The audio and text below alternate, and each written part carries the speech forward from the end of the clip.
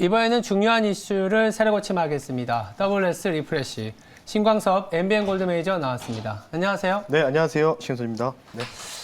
월요일부터 시장이 좀 분위기는 나쁩니다. 뭐 좋지 않다는 표현보다 나쁘다고 얘기해야 될 것 같은데 다행스러운 거는 코스피는 2,700이 깨졌다가 회복되는 모습을 보이고 있는 반면 코스닥은 2% 이상의 급락을 보이고 있습니다.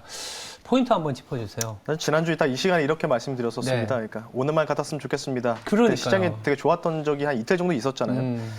근데 확실히 이제 그 펀더멘탈 자체가 약한 그 구간에 들어가다 보니까 사실 뭐 우리가 우크라이나 옆에 있는 나라도 아니고 예. 뭐 여러 가지 있겠지만은 뭐 이따가 자세하게 좀 다뤄보겠지만은 뭐 원자재 인플레 이슈 때문에 좀 많이 빠지는 것 같아요. 예. 결국 이제 그런 부분으로 인해서 우리나라 증시가 조금 많이 과하게 하락이 좀 나오고 있다. 오늘 그래도 오늘 장중에 오전에 한 10시 반 정도 될 때는 코스닥에 3% 정도 급락 나오고 코스피 2% 정도 2,700 붕괴된 하락이 나는데 예. 다행스럽게도 회복해주는 모습이 좀 보이고 있습니다.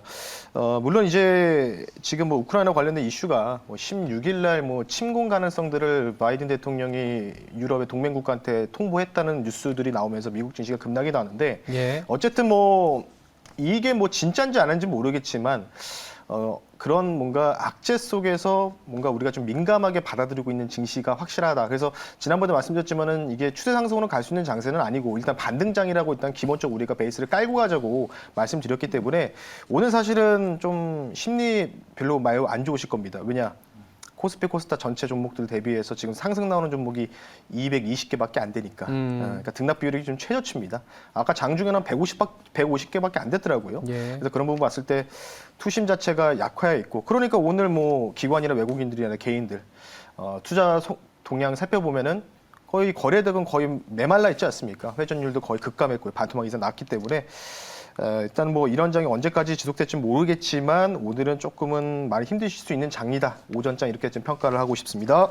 알겠습니다. 사실 이제 시장이 2,800 가까이 갔을 때는 또 상단에 대한 두려움 내지는 네. 우려가 있었던 거고 뭐 공교롭게도 그 수준부터는 주가가 악재를 소화하지 못하고 네. 그대로 변동성으로 노출이 된 상황이고 또 이런 변동이 지나면 또 언제 그러나는 듯이 또 바닥권, 뭐 박스권 하단에 대한 매수 기대도 나올 수 있으니까 이런저런 얘기를 좀 해보도록 하겠습니다. 네, 투자 식스팩을 담당했던 강성화 아나운서 먼저 합류했습니다. 네, 안녕하십니까. 네. 제가 이제 성격이 급하다 보니까 이 변동성 얘기를 빨리 하고 싶어서 얘기를 이어가는 과정에서 강성화 아나운서 인사를 못할 뻔했네요. 아유, 그러시면 안 되죠. 지금 오늘 첫 번째 새로 고침은 어쩔 수 없이 자막 하단에도 나오는데 변동성 갖고 얘기를 해야 될 것 같아요. 네. 이 변동성이 사실 러시아 우크라이나로 조금 더 뭐랄까 투자 심리를 좀 위축되게 만드는 건 있지만 이번에만 변동성이 심했던 건 아닌 것 같거든요. 작년 하반기 특히 올해 들어서는 1월 내내 변동성이 있고 2월까지도 유지가 되는 상황이기 때문에 변동성에 대한 얘기 그로 통해서 시장 대응이라든지 매매 전략까지 좀 짚어보도록 하겠습니다. 우크라이나 사태가 뉴스만 놓고 보면 되게 좀 뭐랄까 무서울 정도로 2월 16일에 뭐 침공한다 뭐 이런 얘기도 있고 뭐 자국민 철수 얘기까지 나오고 있다 보니까 뉴스만 보시는 분들은 야 이거 진짜 큰일 나는 거 아니냐 이런 얘기까지 나오고 일각에서는 뭐 이게 3차 세계대전 얘기까지 나오시는 분들도 있더라고요. 그래서 추가 하락을 대비해야 되는 건지 요거부터 한번 짚어보도록 하겠습니다. 뭐 이게 전면전으로 갔을 때 3차 세계대전이 나올 수 있다는 뭐 그러니까요. 음모론도 나오고 있는데 그러니까요. 뭐 그러면 뭐 사실은 뭐 증시가 문제겠습니까? 사실 뭐 생존권이 문제겠죠. 우리나라 마찬가지로. 그러니까 지금 자체가 여러분 아시다시피 이제 자유주의와 자본주의와 사회주의 간의 그 이념 간의 대결에 이런 어찌 보면 대리전 양상을 띠는 게 바로 우크라이나 반도에서 일어나고 있다라고 좀 보시면 좋을 것 같고요. 워낙 뭐 매체나 또 유튜브를 통해서도 많이 접하셨겠지만 우크라이나 사태 관련된 부분 제가 생략을 좀 하겠습니다. 설명을. 네. 일단 우리가 이거를 언제까지 이런 이제 금융시장에서 이런 환경 속에 조성이 될 거냐 이게 굉장히 지금 문제지 않습니까? 결국은 이런 부분들이 해결한 부분들이 나온다면은 오늘 증시 자체가 이제 안정화 단계로 좀 들어갈 텐데 뭐 그에 대한 조건은 딱 두 가지밖에 없는 것 같습니다. 오늘 우리나라 증시가 제가 앞서도 우스갯소리로 러시아 증시만큼 우리나라도 빠졌습니다라고 한번 얼핏 지난주에 말씀 한번 드렸는데 도표를 가지고 사실 우리나라가 우크라이나 옆에 있는 국가도 아니죠, 사실은. 근데 이제 가장 중요한 거는 우리나라가 워낙 그 수출에 민감한 국가이기 때문에 중간재를 계속 판매하는 국가라고 하지 않았습니까? 근데 우크라이나가 세계 최대 곡물 생산을 하고 있는 나라다 보니까 그쪽 반도 자체가 그런 부분으로 인해서 이제 곡물 가격에 대한 상승. 또는 곡물 가격이라는 게 여러분들 음식료 업종에 편입되어 있는 게 보다는 우리가 일반적으로 쓸 수 있는 일반 화학 제품에도 이제 실제로 이 그 곡물 관련된 원료를 통해서 이제 우리가 또 만들 수도 있거든요. 그런 부분으로 인해서 우리나라 자체가 원자재를 수입해가지고 뭔가 물건을 만드는데 당연히 이런 부분을 봤을 때는 당연히 우리나라한테 안 좋죠. 그러니까 이제 무역 수지도 계속해서 적자를 기록하고 있고 아마 올해 상반기에 이 스탠스가 유지가 되면은 아무리 뭐 삼성전자라든지 뭐 철강주라든지 뭐 포스코라 이런 회사들이 아무리 정말로 많이 팔아도 마진이 안 남을 수밖에 없다는 뜻이겠죠. 그러니까 지금 이런 외부적인 환경 조건 때문에 예. 왜냐하면 우리나라에서 사실 우리나라의 국토의 70%가 산간이긴 하지만 대부분의 그런 광물 자원들이 북한 쪽에 있지 않습니까? 근데 그러다 보니까 이 원자재 관련된 부분에 대한 뭔가 이제 쇼티지 관련된 부분들이 계속해서 상반기까지 가시화가 되면은 예. 어쩔 수 없이 뭐 이 상반기 때는 아마 계속 무역 적자 그리고 역대급 무역 적자도 나올 겁니다. 그럼 당연히 자연스럽게 경기 선행 지수는 완만하게 U자형 패턴이 나오지 않을 수밖에 없고요. 그래서 이게 빨리 좀 돌아서는 거를 판단하기 위해서는 당연히 우크라이나와 이 러시아 간의 이런 대리전이죠. 미국과 러시아의 대리전이 조기적으로 종료되는 게 가장 원자재 가격에 잡힐 수 있는 모멘텀이 된다. 이 정도로 좀 말씀 한번 드려보겠습니다. 알겠습니다. 사실 러시아의 우크라이나 침공 가능성을 가장 두려워하는 부분 중에 하나가 걷잡을 수 없는 이제 인플레이션 상황이 펼쳐질까봐 유럽 쪽에 이제 천연가스 가격이 또 앙등할 수도 있고 당장 이제 러시아만 하더라도 이제 주요 산유국이다 보니까 뭐랄까 유가가 상승하게 되면 긴축을 더 나서야 되는 거 아니냐. 그럼 시장은 더 부러지는 거 아니냐. 이런 얘기들을 하거든요. 근데 제가 조사를 해봤는데 2000년 이후에 아니면 그 전부터도 쭉 보면 지정학적 리스크로 오히려 유가가 단기에 하루에는 평균 2%에서 2019년에는 15%까지도 오른 적이 있었어요. 그러니까 기사를 보시면 2019년 9월에 어떤 일이 있었냐면 사우디가 드론에 피격을 당한 적이 있었어요. 그래서 파이프라인이 공격당해갖고 그날 하루에만 15% 올랐는데 되려 그 이후에 유가는 굉장한 하락 변동성에 노출됐다라는 거죠. 더불어서 이 얘기와 함께 이제 전면전으로 갈 수도 있다는 얘기도 있더라고요. 전면전으로 가게 되면 증시 무너지는 거 아니냐. 맞아요. 근데 저는 맞아요. 네. 저도 그런 위험이 계속 도사리고 있고 아직 뭐 앞에 일에 대해서는 잘 모르잖아요. 근데 지금 이미 이렇게 러시아 우크라이나 갈등이 좀 고조되어 있는 분위기에서 좀 엎질러진 물이라고 생각해서 저는 그냥 가만히 좀 기다려야 되나라고 생각이 드는데 이 상황에서 우리는 리스크 관리할 방법이 좀 있다고 생각하시는지 두 분 생각 좀 궁금해요. 그러니까 저는 우리가 이제 테일 리스크라고 하는 부분들은 시장의 색깔에 담아 놓을 수는 없는 것 같아요. 이 전쟁이 일어나면 어떻게라는 거는 저는 전면전이라는 거는 말은 우리가 전면전이라고 하지만 사실상 선택할 수 있는 선택지에서는 러시아도 부담스럽고 미국도 부담스럽기 때문에 아마도 배제할 가능성이 높는데 그 배제한 상황이 발생한다?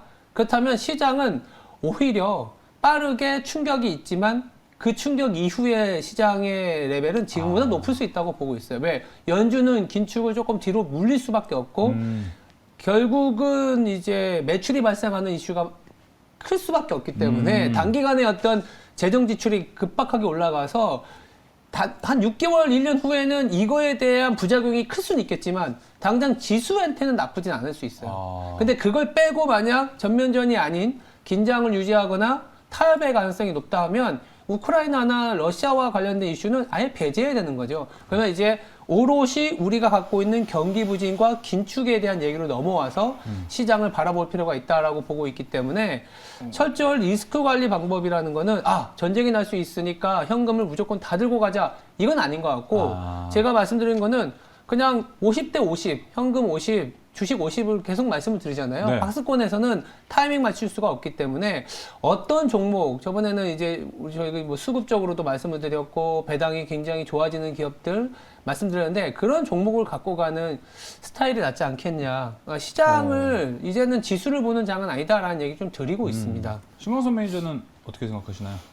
뭐 오로지 지금 상황에서 우리가 좀 볼 수 있는 거는 결국 반등은 언제 나올 것이냐인데 두 가지만 말씀드리면서 마무리하겠습니다. 네. 첫 번째는 이 지겨운 달러 강세가 끝나는 부분들을 좀 봐야 될 것 같아요. 달러 강세가 좀 꺾이는 분위기가 좀 나와야 될 것 같고 두 번째는 이제 중국은 아마 러시아 우크라이나 이슈를 계속 면밀하게 지켜볼 겁니다. 정치적으로도 보면. 왜냐하면 결국은 이게 확대 해석하자면 중국 입장에서는 중국과 대만 간의 그 지정학적 리스크일 수도 있지 않습니까? 그렇죠. 그러니까 뭔가 이제 미국이 여기서 한 발 빼는 모습 나오면은 중국도 대만 관련된 부분을 더욱더 압박할 수도 있는 부분도 있고요. 그러니까 전반적으로 그런 부분이 있기 때문에 여기에서 좀 파생돼서 나온다는 부분들은 결국 미중 무역 분쟁이 다시 한번 다 격화될 수 있는 가능성도 있어요. 네. 그러니까 중요한 거는 이제 중국에 대한 이 스탠스가 중요한데 저는 정말 지루한 뭔가 공급망 관련된 부분이나 원자재 관련된 부분들이 조금 조기적으로 해결되기 위해서는 물론 러시아나 우크라이나도 있지만은 베이징 올림픽이 좀 종료가 되고 나서 뭔가 이제 중국에서 이 제로 코로나 정책이 이제 없어지는 거죠. 없어지면서 자연스럽게 내수 경기가 촉발되는 부분 나오면서 부양책까지 나오게 된다면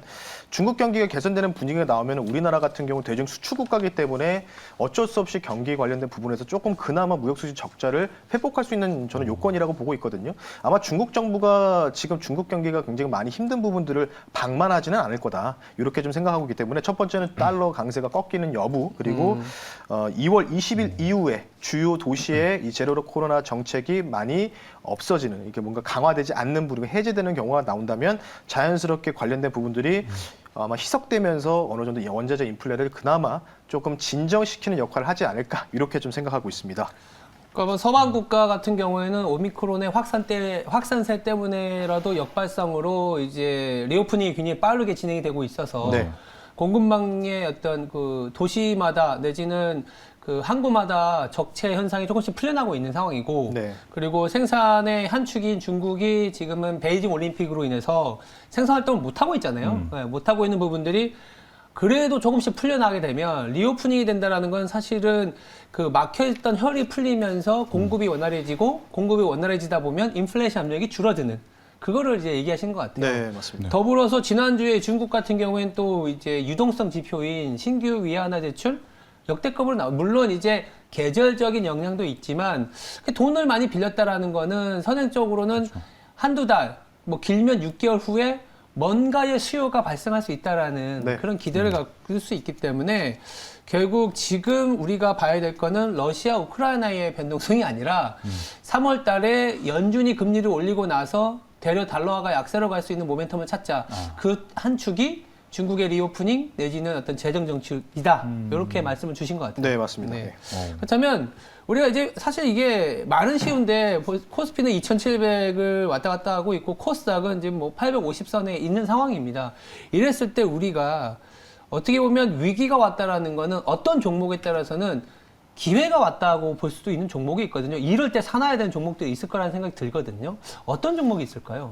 저는 이제 사실은 뭐 BDI 지수가 많이 꺾여 있는 상태에서 반등이 좀 나오지 않았습니까? 네. 근데 그런 상황에서 미국의 그런 벌크 운임 관련된 종목들은 신고가가 많이 나왔어요. 근데 그런 걸 보면서 생각했던 부분이 뭐냐면 결국은 이제 벌크 운임이 자체가 포장되지 않은 광물들을 이제 운송하는 거지 않습니까? 원자재하고 관련이 그렇죠? 깊죠. 그러니까 뭐 석유, 뭐 탱크선부터 시작해가지고 네. 뭐 석탄이라든지 여러 가지가 있기 때문에 이 가격 자체 비용 증가로 인해서 어쩔 수 없이 뭔가 이제 기업들의 실적이 좋아질 거란 기대감 때문에 뭔가 서프라이즈가 많이 나온다고 하더라고요. 미국의 해운 업체들은. 그래서 많이 신고가가 나왔어요, 실제로도 보면은. 네. 근데 그런 거 봤을 때 가장 중요한 게 바로 건설과 인프라 투자 관련된 원자재에 대한 운송이 많이 증가했던 원인이라고 좀 보고 있기 때문에 네. 그러니까 지금 뭐 소비가 많이 촉발될 수 없다. 그러니까 원자재 가격이 올라가서 소비자 물가지수 올라가니까 2년 전에 2년 전에 아무래도 뭐 전자제품이나 이런 거를 많이 교체하셨던 분들이 네. 굳이 지금 가격이 좀 올라온 상황에서 다시 소비하기에는 좀 무리수다. 이렇게 좀 생각하고 있기 때문에 오히려 저 같은 경우에는 가장 첫 번째인 이 스크니커 쪽에서는 뭔가 철강주를 우리가 좀 저가에서 매수할 수 있는 기회가 되지 않을까 싶은데 네. 대표적으로 3대 철강사라고 하면 이제 포스코, 네. 현대제철, 동국제강. 이게 이제 철금 쪽이고 비철금속 쪽은 이제 풍산, 고려아연 이렇게 있거든요. 그렇죠. 네. 근데 5개 기업을 봤을 때는 저는 포스코는 조금 제외를 해드리고 싶은 이유가 있습니다. 왜죠? 왜냐하면 네. 얼마 전에 그 포스코의 그 CEO 분이 이제 인터뷰 이제 컨퍼런스 관련된 배당 부분, 말씀하시는 건가요? 관련된 부분이 있는데 네. 조금은 이건 좀 아닌 것 같은데 약간 이런 생각이 들었거든요. 네. 그런 부분들을 좀 봤을 때는 조금 그것 때문에 좀 리스크가 있을 것 같아서 좀 제외하고 오히려 저는 현대제철이라든지 동국제강 요거를 철금 쪽에서는 좀 주류로 보고 있고요. 비철금속 쪽은 풍산 이렇게 좀 보고 있고요.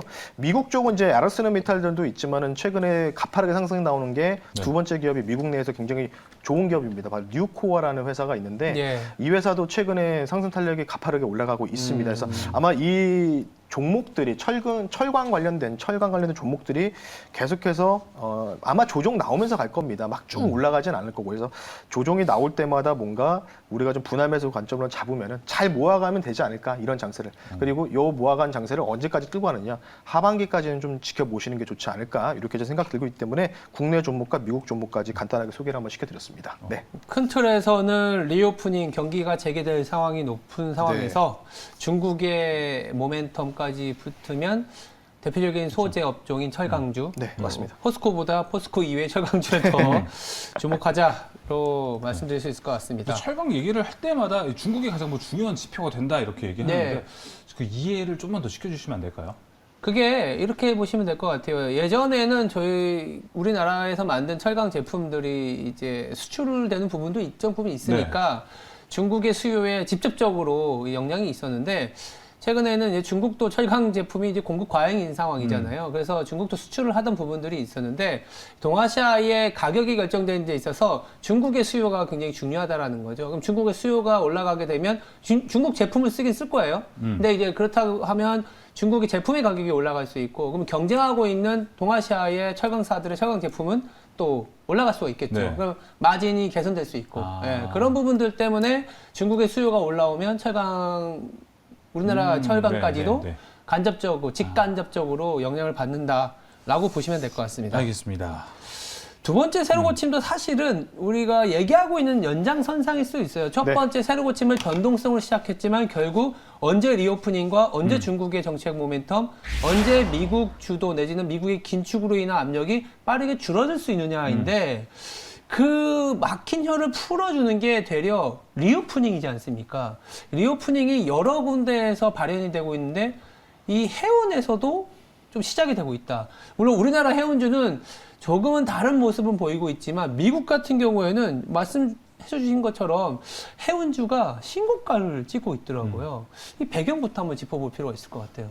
일단 뭐 주요 기업들이 다 신고가가 나왔습니다. 네. 그리고 미국 해운주 같은 경우는 저도 실제로 트레이딩한 종목이 있었어요. 그래서 지난번에 한번 소개시켜드렸는데 지금 포지션은 없지만 이따가 좀 설명드릴 텐데, 일단 뭐 전반적인 부분이겠죠. 리오프닝 관련된 부분들이 있을 거고, 아마 하반기에 사상 최대의 뭔가 부양책 관련된 부분들, 그러니까 정치적인 거랑 많이 결부를 좀 지으실 필요가 있는데, 유럽에서도 지금 뭐 프랑스에서 재선도 있고 여러 가지가 있다 보니까 전반적으로 건설과 관련된 원자재 운송 관련된 비용 증가가 예상이 된다. 그만큼 지금 석탄, 석유, 뭐 가스 가격까지, 뭐 가스는 뭐 신고가 나오다가 뭐 변동성 나왔다가 뭐 계속 급락 나왔다 또 급등 나왔다, 이게 반복하지 않습니까? 예. 전반적으로 좀 철강서, 석탄, 목재, 시멘트, 곡물 가격까지 계속해서 레코드를 쓰는 부분들이 포착이 되고 있다. 그러니까 전반적으로 기후 변화 관련된 부분이랑 똑같이 보시면 되는데, 계절적인 성수기냐 비수기인데요. 사실 이 벌크 관련된 부분들이나 건설 비수기는 아시다시피 이제 11월 말부터 올해 2월까지. 그러니까 매년 이제 11월부터 2월까지가 한 3, 4개월 정도 분기가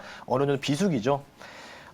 왜냐하면 이제 결국은 경제를 주도하고 있는 지역 자체가 이제 지구로 따지면 이제 북반구 온대 지역이라고 하는데, 그쪽 라인이 바로 대부분 미국, 뭐 유럽도 있고요. 그리고 우리나라도 중국, 이게 이렇게 포함되어 있는 이 라인이라고 보시면 되는데, 그쪽이 이제 2월이니까 어느 정도 이외에서 이제 아마 우리나라도 이제 이번 주 후반부터는 갑자기 반짝 추워졌다가 다시 또 날씨가 풀린다고 하더라고요. 오늘도 네. 제가 방송국 오는데도 덥더라고요. 날씨가 영상이더라고요. 그러니까 점진적으로 날씨가 좀 풀려가는 요인들에 의해서 비수기가 종료된다. 그에 대한 기대감들이 실리면서 미국장에서도 해운주들이 뭐 신고가가 나오고 있다, 이렇게 보시면 되는데, 실제로 지금 뭐 우리나라 한국 그 항만공사의 인터뷰를 좀 발췌한 자료에 따르면 예. 현재 우리나라 같은 경우를 보겠습니다. 미국은 신고까지만 우리나라는 못 가는 이유가 여러 가지가 있어요. 그러니까 우리나라 같은 경우에는 뭐 전 세계적으로 수출을 하지만 중요한 거는 이제 중국과의 그 거래 비중이 굉장히 많지 않습니까? 그러니까 중국이 이제 이 제로 코로나 정책으로 베이징 동계 올림픽으로 인해서 잠시 동안 선적 자체를 막아놨던 부분이 일시적으로 있었다고 합니다. 그래서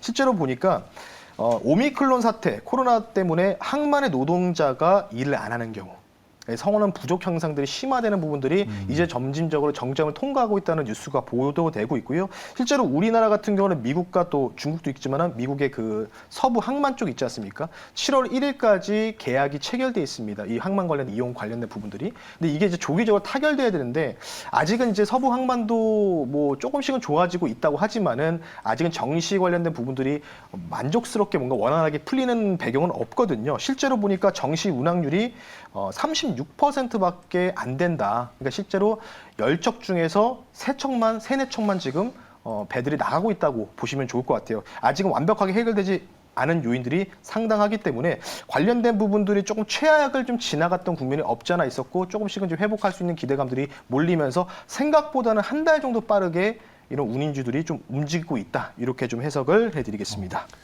미국 같은 경우에는 워낙 좀 막혀 있었던 혈이 좀 뚫리는 영향이 좀 있는 것 같고 네. 우리나라는 또 중국의 영향이 있어서 그리고 작년에 국내 해운주가 장 초반, 그러니까 상반기에는 1분기 때 엄청 올랐죠. 화려했었잖아요. 네. 흠슬라라고도 하기도 하고 워낙 강한 상승을 보였기 때문에 네. 최근 미국의 상승에서는 좀 배제되는 느낌이 있거든요. 맞습니다. 근데 실적이 만약 잘 나온다 그러면 국내 해운주도 좀 같이 붙어갈 수 있는 그런 개연성이 있을까요? 사실은 이제 지난번에 말씀드렸다시피 이제 우리나라 같은 H&M도 있지만 네. H&M 이제 경쟁업체가 파산하면서 오히려 수혜를 받고 좀 더 추가적인 상승이 나왔다고 보시면 좋을 것 같고요.